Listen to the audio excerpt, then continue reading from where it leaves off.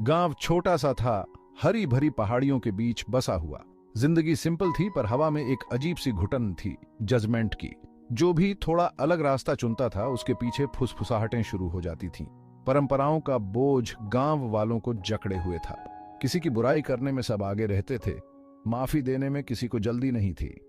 गांव के बड़े बुजुर्ग पुरानी मान्यताओं को मजबूती से पकड़े हुए थे। ये मान्यताएं बहुत कठोर थीं, माफी न करने वाली। वो दुनिया को सिर्फ काले और सफेद में देखते थे, उनके लिए कोई बीच का रास्ता नहीं था। गांव वाले इन मान्यताओं से बंधे हुए थे, कुछ नया करने या बोलने से डरते थे। डर गांव में एक बहुत बड़ी ताकत था।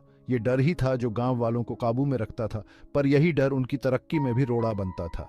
वो उसी तरह जीते रहे जैसे वो जीते आ रहे थे, चाहे उन्हें उससे दुख ही क्यों न मिलता हो।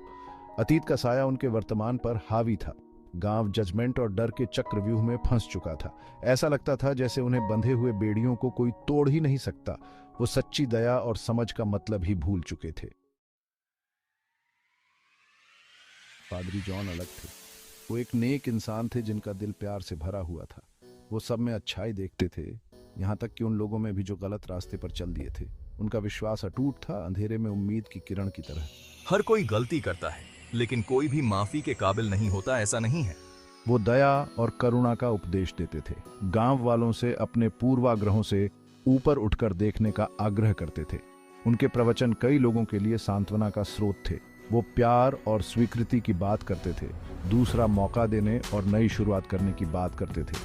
उनकी बातें उन लोगों के दिलों को छू जाती थीं, जो एक अलग तरह की जिंदगी की ख्वाहिश रखते थे। पादरी जॉन एक सच्चे मेहरबान थे, जो अपने समूह का मार्गदर्शन प्यार और समझ के साथ करते थे। वो गांव में ताकत का एक स्तंभ थे, एक बेहतर भविष्य की उम्मीद का प्रतीक थे। एलिस गांव के बाहर रहती थी। वो एक एकांत प्रिय महिला थी, जो हमेशा फुसफुसाहटों में घिरी रहती थी। उसका अतीत एक रहस्य था, अनंत अटकलों का स्रोत था। कुछ लोगों का कहना था कि वो किसी चीज से भाग रही थी, जबकि कुछ का दावा था कि उसे किसी ने बुरी दुआ दी है। सच्चाई बहुत दुखद थी। एलिस एक ऐसी महिला थी जो अपने अतीत से परेशान थी, जिससे वो बच नहीं पा रही थी। मैंने एक गलती की थी, फैसला लेने में एक भयानक गलती की थी। अब मैं सबकी नजरों में गिर चुकी हूँ। गांव वालों ने उससे मुंह मोड़ लिया था। उसे माफ करने या उसके अतीत को भूलने से इनकार कर दिया था। उसे बाहर का रास्ता दिखा दिया गया था। उसे परछाइयों में रहने के लिए मजबूर कर दिया गया था। उसके अतीत का बोझ असहनीय था, जो उसके हौसले को तोड़े जा रहा था। एलिस एक नई शुरुआत की ख्वाहिश रखती थी, लेकिन गांव ने उसे बंधक बना लिया था। निराशा उसे घेरने लगी थी, लेकिन एलिस उम्मीद की एक किरण से चिपकी हुई थी। उसने पादरी जॉन के बारे में सुना था, उनकी दया और करुणा के बारे में सुना था। हो सकता है, बस हो सकता है, वो मुझे शांति पाने में मदद कर सकें। एक दिन गांव में एक अफवाह आग की तरह फैल गई। एलिस मर गई। लोगों ने कहा कि वो अचानक बीमार पड़ गई और उसकी लाश उसकी एकांत झोपड़ी में मिली। गांव वालों ने इस पर मिला जुला रिएक्शन दिया। किसी को जिज्ञासा थी तो किसी को फर्क नहीं पड़ा। मरने के बाद भी उनका जजमेंट उसका पीछा नहीं छोड़ रहा था। लेकिन एलिस मरी नहीं थी, वो जिंदा थी, पास के एक गांव में छिपी हुई थी। उसकी मौत की खबर एक सोची समझी योजना थी। गांव के दम घोंटने वाले जजमेंट से बचने का एक रास्ता था। उसे गायब होना था, अपने अतीत को पीछे छोड़ना था और एक नई शुरुआत करनी थी। ये एक जोखिम भरी योजना थी, अनिश्चितता से भरी हुई। लेकिन एलिस हताश थी। एक नए जीवन की ख्वाहिश में सब कुछ दांव पर लगाने को तैयार थी। वो उनके तानों के बोझ तले एक दिन भी और नहीं जी सकती थी। एक दयालु यात्री की मदद से एलिस रातों रात गायब हो गई। वो अपना सब कुछ पीछे छोड़कर चली गई, सिर्फ एक उज्जवल भविष्य की कमजोर उम्मीद को साथ लेकर। पादरी जॉन ने एलिस को ढूंढा। उन्होंने अफवाहें सुनी थीं, लेकिन उन्हें कुछ ठीक नहीं लग रहा था। उन्होंने उसे पास के एक गांव में पाया, डरी हुई और अकेली। मैंने ये सब किया है, मुझे बहुत शर्मिंदगी हो रही है। एलिस ने सब कुछ बता दिया। उसकी आवाज शर्म से भरी हुई थी। पादरी जॉन ने बिना किसी जजमेंट के उसकी बात सुनी। उन्होंने उसकी आंखों में दर्द देखा, उसकी आवाज में हताशा सुनी।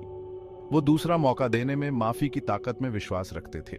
एलिस, तुम अपनी जिंदगी फिर से बनाने की हकदार हो, शांति पाने की हकदार हो।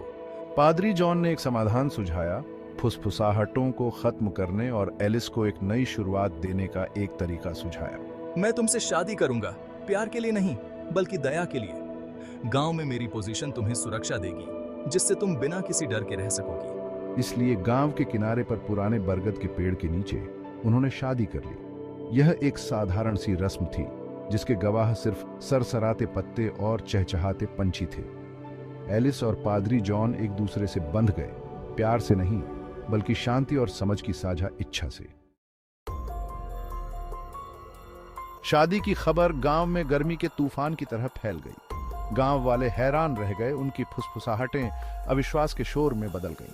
हमारे पादरी एक ऐसी औरत से शादी कैसे कर सकते हैं जिसका अतीत ऐसा हो? उन्होंने उनके फैसले पर सवाल उठाए, उनकी समझदारी पर सवाल उठाए। कुछ ने उन पर उसके पापों को माफ करने का, उनके विश्वास के साथ विश्वासघात करने का आरोप लगाया। गांव के बड़े बुजुर्ग नाराज थे, उनकी कठोर मान्यताएं हिल गई थी। ये स्वीकार्य नहीं है, वो ऐसा कैसे कर सकते हैं? गांव वालों की आंखों में शक के बादल छा गए। उन्होंने हमेशा पादरी जॉन को न्याय के प्रतीक के रूप में देखा था, उनके अटूट विश्वास के प्रतीक के रूप में देखा था। अब वो उनके इस काम को अपनी मान्यताओं से जोड़ने के लिए जद्दोजहद कर रहे थे। चर्च जो कभी सांत्वना और एकता का स्थान था, फुसफुसाहटों और आरोपों का अखाड़ा बन गया। गांव वाले बंट गए, पादरी जॉन के लिए अपने सम्मान और एलिस के लिए अपने जजमेंट के बीच फंस गए। पादरी जॉन अडिग रहे।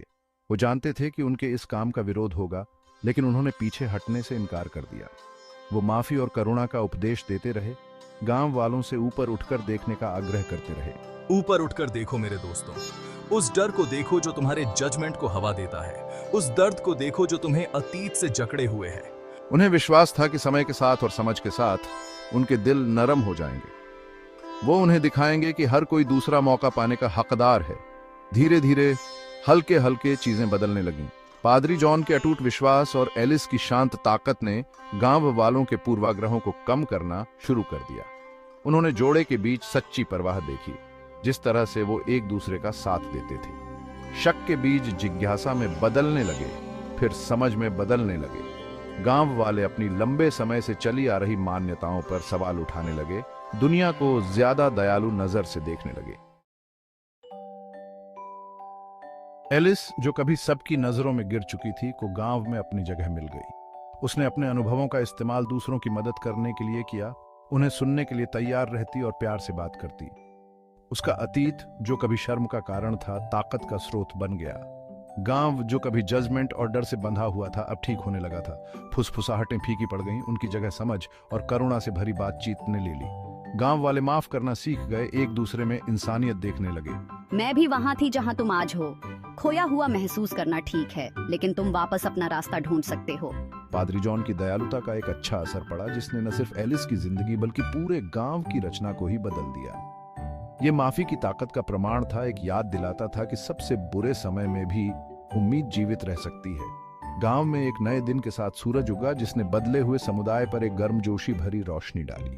उन्होंने एक दूसरे के पास वापस जाने का रास्ता ढूंढ लिया था, जिसका मार्गदर्शन करुणा की रोशनी और दूसरा मौका देने की अटूट मान्यता ने किया था। प्रभु यीशु मसीह में आप सभी को नमस्कार। मैं नरेश महानंद आपका लाइव शो मूवी में स्वागत करता हूं। और इसी प्रकार के गॉस्पल मूवी बनाने के लिए आप हमारा साथ दें। आपका छोटा सा दान राशि हमारे लिए बहुत महत्वपूर्ण है।